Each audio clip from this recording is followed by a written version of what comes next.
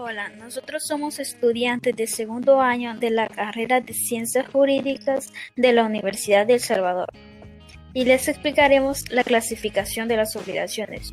Antes de iniciar vamos a dar una breve explicación sobre qué son las obligaciones. Para ello voy a citar a Borja Soriano, quien define las obligaciones como el vínculo jurídico establecido entre dos o más personas, en el cual a una se le denominará acreedor y al otro deudor, y estarán obligados a dar, hacer o no hacer una determinada prestación. Las obligaciones pueden clasificarse según sus elementos, el vínculo, el objeto y los sujetos que en ésta participen. Su importancia depende de los efectos que produzca y las diversas reglas o normas que en éstas se apliquen. Según den o no acción para exigir su cumplimiento, según el artículo 1341 del Código Civil del Estado salvadoreño, tenemos las obligaciones civiles y las obligaciones naturales. Las obligaciones civiles son las que dan acción para exigir su cumplimiento, ya que son exigidas por la ley o nacen de los contratos. Un ejemplo de las civiles es la obligación de los padres con sus hijos, como de darle alimentación, salud y educación. Esto lo dice el artículo 103 del Código de Familia del Estado salvadoreño. Las obligaciones naturales son aquellas que no dan acción para exigir su cumplimiento. Se caracterizan por ser voluntarias y que no hay una ley que obligue su cumplimiento, por lo que si éstas se infringen no habría una sanción, ya que su cumplimiento es por mera conciencia. Un ejemplo bastante claro de estas obligaciones son las apuestas de juego entre amigos, donde uno le dice, si tú pierdes vas a comprar la cena, y este acepta y pierde. Tiene que comprar la cena, aunque no esté obligado por la ley, él aceptó y tiene que cumplir por conciencia y por honor. La clasificación en cuanto a los efectos al momento en que se producen, tenemos las obligaciones puras o simples y las obligaciones sujetas a modalidades.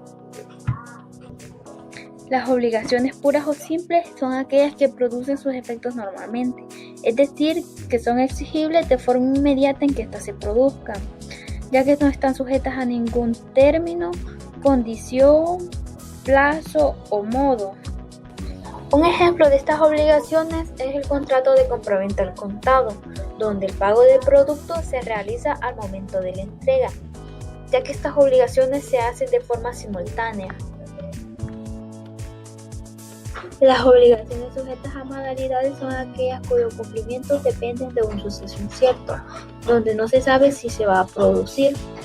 Normalmente están sujetas a un término, condición o modo o cláusulas que se imponen en este tipo de obligación para que ésta se pueda producir.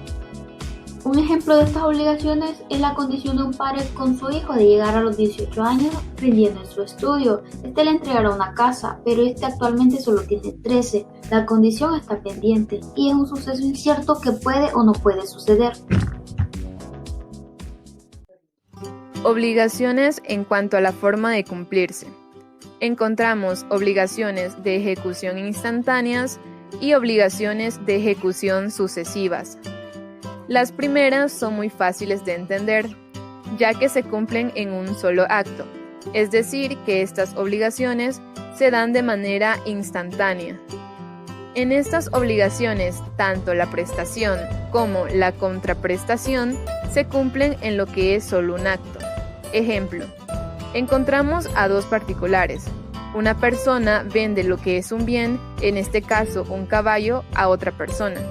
Como observamos, la relación obligatoria se extingue al momento de haber realizado lo que es el acto.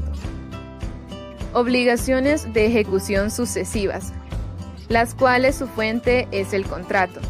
Son sucesivas cuando la relación obligacional discurre a través del tiempo. En este caso, tendremos en cuenta que la prestación como la contraprestación no se cumplen de manera instantánea. Como ejemplo tenemos el arrendamiento. Encontramos al arrendador y al arrendatario. El arrendatario tendrá el uso y goce de la cosa, pero estará obligado a pagar mes a mes lo que es la renta periódicamente. La siguiente clasificación es las obligaciones en cuanto a la forma en cómo existen. Tenemos obligaciones principales y obligaciones accesorias. Las primeras son aquellas obligaciones que tienen vida propia, es decir, que su existencia no necesita de lo que es otra obligación. Cabe resaltar que subsisten por sí solas, independientemente de otra obligación. La obligación es principal en cuanto a su objeto si éste tiene existencia propia. Un ejemplo es lo que es la compraventa, en el cual tenemos como primer personaje lo que es el vendedor. Este hace una oferta sobre lo que es el bien. El comprador acepta lo que es el contrato y luego se da la ejecución de lo que es la compraventa. Obligaciones accesorias. En contrario a las obligaciones principales, estas no tienen vida propia, es decir, que necesitan de una obligación principal para que tengan existencia. Cabe destacar que en estas obligaciones también son llamadas secundarias. Y mientras la obligación principal se extingue, también se extinguen lo que son las accesorias. Como ejemplo de estas obligaciones encontramos lo que es la hipoteca, el contrato de prenda y las cláusulas penales.